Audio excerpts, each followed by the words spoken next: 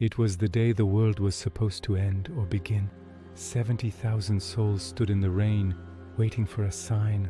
What they got was a total collapse of the laws of physics. October 13th, 1917. Cova da Iria, Portugal. A desolate field saturated by days of relentless rain. Believers, skeptics, and journalists alike gathered, their feet sinking into cold, thick mud, all fixated on 3 shepherd children. These children, led by 10-year-old Lucia dos Santos, claimed a being of light, the Lady of Fatima, had promised them a miracle, a sign so profound it would force the world to believe. The atmosphere was heavy, not just with moisture, but with anticipation and doubt. The sky was a uniform, oppressive gray. The crowd shivered, huddled under a sea of black umbrellas, their breath misting in the chilly air. For many, this was a fool's errand, a spectacle of mass delusion they had come to document and debunk. The children had spoken of prophecies, of secrets, of a great miracle to occur at noon on this very day. As the hour approached, the downpour only intensified, as if nature itself was mocking their faith. Then something shifted. Lucia cried out, pointing to the sky. The thick blanket of clouds, which had seemed impenetrable just moments before, began to tear apart, shredded as if by an unseen hand. Where the sun should have been, a different object appeared. It wasn't our familiar star. This was a spinning silver disk, opaque and distinct, like a pearl against the churning gray. It pulsed with an internal energy, casting an eerie, pallid light that didn't feel natural. The rain stopped abruptly. An unnerving silence fell over the 70,000, replacing the murmur of prayers and cynical chatter. Suddenly the disk began to move. It spun on its axis like a colossal wheel of fire, throwing out brilliant, multicolored rays. The entire landscape, the hills, the trees, the faces of the crowd, was painted in shifting hues of blood red, deep violet, saffron yellow, and brilliant blue. It was a celestial light show on a terrifying scale. People fell to their knees, their umbrellas cast aside. The sight was both beautiful and deeply unsettling. This was not an atmospheric phenomenon. This was a controlled, deliberate display. The spectacle then escalated from bizarre to terrifying. The disc broke from its stationary spin and began to dance. It plunged and zigzagged across the sky with impossible speed and precision, defying all known laws of celestial mechanics. It moved with an intelligence, a purpose that sent a wave of primal fear through the crowd. Shouts and screams erupted. People were convinced the end of the world had arrived. And then the ultimate terror. The disc detached itself from the sky and began to fall. A giant fiery object hurtled directly towards the earth, growing larger and larger in the sky. A wave of intense dry heat washed over the Cova da Iria, a blast furnace from above. The air itself seemed to vibrate with energy. People screamed, believing they were about to be incinerated. They cried out for mercy, confessing their sins aloud. The heat was so powerful that it vaporized the standing water and instantly dried the mud that had soaked their clothes and boots just moments before. In a matter of seconds, drenched garments were parched and stiff.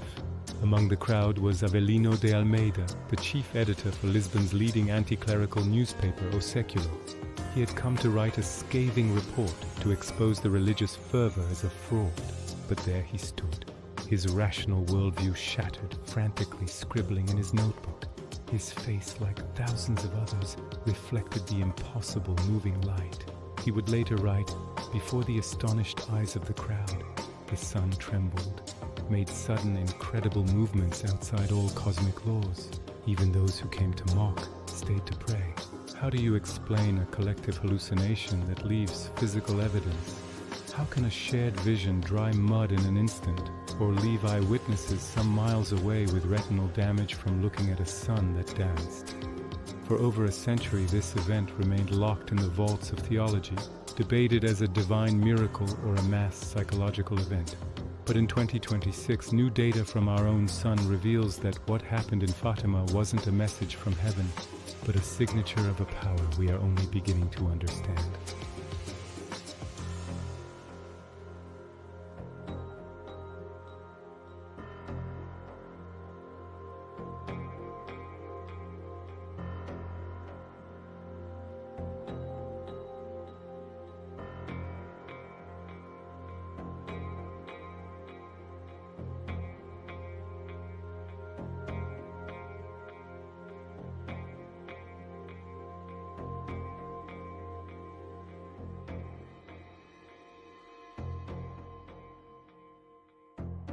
For years, the official scientific explanations for Fatima have been weak, almost dismissive. A sundog, a dust cloud from the Sahara, mass hysteria. None of these theories account for the sheer specificity of the event. The zigzagging motion, the multicolored lights, the intense targeted heat, and the fact that it occurred at the exact time and place predicted by the children. Dr. Almeida believed the answer wasn't in psychology, but in physics. His team began analyzing newly available high-fidelity data on solar activity, looking for historical precedents.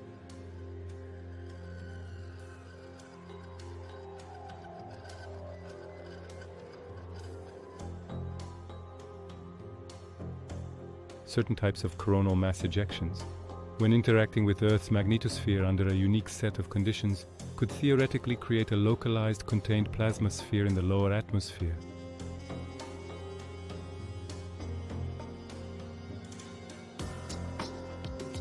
And generate intense microwave radiation, which would explain the rapid heating and drying effect. The Fatima event, from this new perspective, starts to look less like a miracle and more like a rare but natural atmospheric weapon. But this explanation presents an even more profound question. The timing. The phenomenon occurred exactly when and where the children said it would. A natural event of this rarity happening on cue is a statistical impossibility. It implies that something knew this plasma event was coming, or more chillingly, that something triggered it. This leads us to the heart of Dr. Almeida's 2026 reevaluation. What if the being of light described by Lucia wasn't a supernatural entity, but an intelligence with a deep understanding of physics? Not a deity, but a technologist. The visual descriptions from 1917 are key. The children didn't describe a woman in the traditional sense, but a figure of blinding light, so bright it was hard to look at, hovering above a small tree. A radiating geometric presence. This sounds less like an apparition and more like a projection, or a being of pure energy. What if this entity intentionally guided the children to that specific spot on that specific day, knowing the precise atmospheric and solar conditions required to stage this miracle? It wouldn't be magic, it would be advanced science. A demonstration of power so far beyond our own 20th century comprehension that it could only be interpreted as divine. They didn't break the laws of physics, they expertly manipulated them. The sun didn't fall.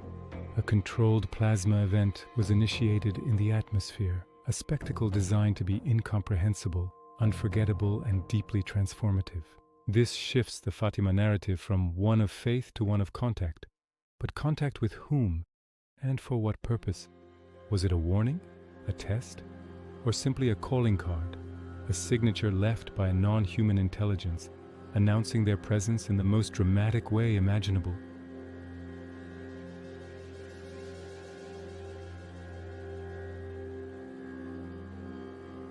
It suggests an intelligence with a vantage point on human history that is outside of our own linear time.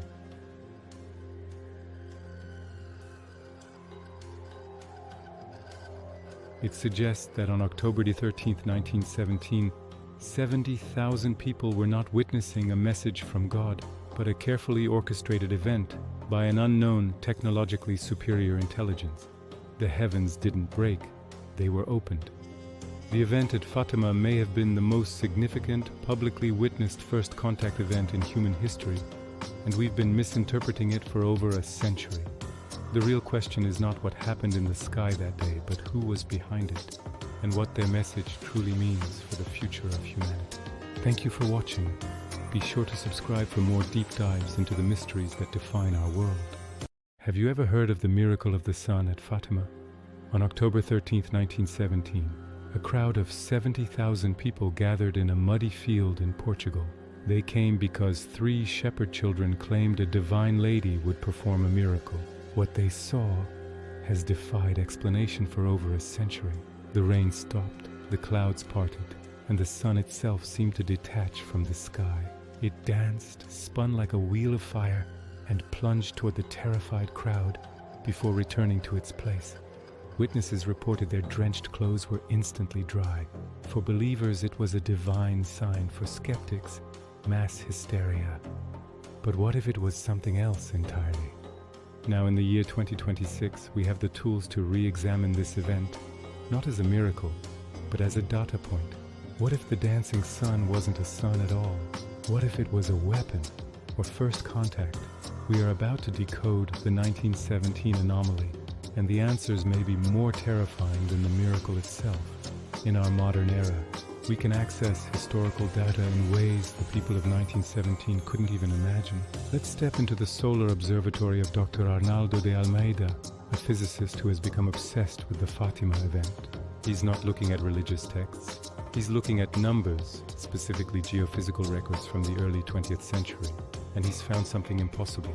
On that exact day, October 13, 1917, geological archives show a massive, undocumented spike in the Earth's magnetosphere. It's a ghost in the machine, an anomaly that traditional science has no explanation for. Imagine our planet's magnetic shield, the very thing that protects us from solar radiation, suddenly warping and snapping over a tiny patch of Portugal. What could cause such a localized, violent disturbance? The leading theory from 2026 science points to something called a localized plasma vortex. Think of it as a miniature, contained solar flare happening right here in our atmosphere. This rare atmospheric event could theoretically bend light so intensely that it creates phantom suns, optical illusions of incredible scale and power. It would explain the spinning colors, the heat felt by the crowd, and even the bizarre drying of their clothes. But there's a problem with this neat scientific explanation. Can a natural plasma event really dance? Can it move in a deliberate zigzag pattern as if controlled by an intelligence? Nature is chaotic and powerful, but it usually follows predictable laws. The Fatima event seems to break them. The sun didn't just flicker, it performed.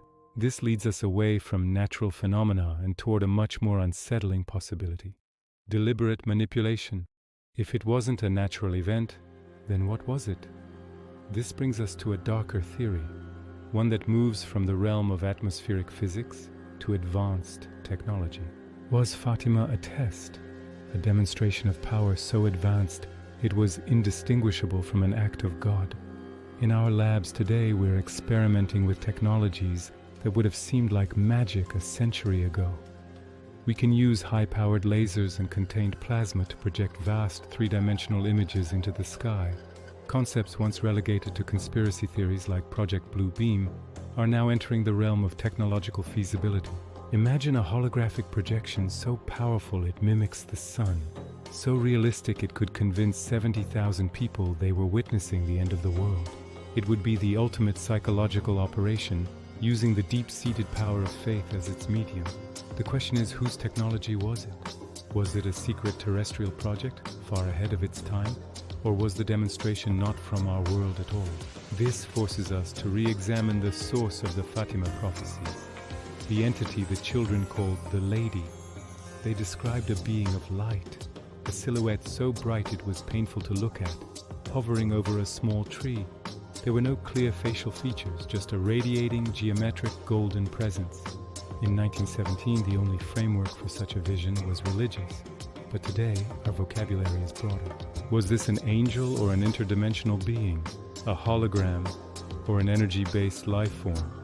The messages this entity delivered were just as strange. The children, Lucia, Francisco, and Jacinta, were given 3 secrets. The first 2 were revealed decades later and seemed to prophesize World War II and the rise and fall of Soviet communism. They were astonishingly accurate. But it's the third secret that has been shrouded in mystery and controversy for decades. The Vatican held the third secret under lock and key until the year 2000. When it was finally revealed, the official interpretation described the 1981 assassination attempt on Pope John Paul II. For many, this felt anticlimactic, a strangely small conclusion to such a grand and terrifying celestial event. The secret felt incomplete. Whispers of a more detailed, more frightening version of the secret have persisted ever since. Now let's go back to Dr. Almeida's investigation in 2026. He manages to gain access to the Vatican archives, not to the official release, but to redacted transcripts and notes from the original interviews with Lucia. Under advanced spectral analysis, something new appears. Faint text, glowing under a UV light where black ink once obscured it, reveals lines that were never meant to be seen by the public. The words are chillingly modern. They don't speak of popes or nations in the 20th century sense.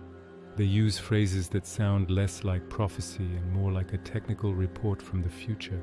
Phrases like atmospheric collapse and warnings about a system of global control that sounds eerily like what we now call the Great Reset.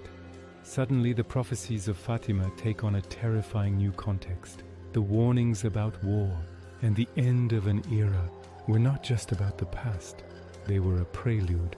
The language used by the Lady seems to describe scenarios we are only just beginning to grapple with in the 21st century. Ecological disaster, technological overreach, and a fundamental shift in human society. Are we approaching the date the entity truly warned us about? Was the miracle of the sun in 1917 not the main event, but a warning siren? A countdown clock that started ticking over 100 years ago, whose alarm is about to go off. The Fatima event is no longer just a question of faith versus science. It's a cold case that has been reopened, and the evidence points to a conclusion that is far more complex and disturbing than a simple miracle. It suggests that someone, or something, tried to warn us. And we may have finally reached the deadline. What happened in that field in Portugal was not an ending. It was a beginning. The question is, the beginning of what? And are we prepared for the answer? Thank you for watching. If you want to dive deeper into history's greatest mysteries, make sure to subscribe and hit that notification bell.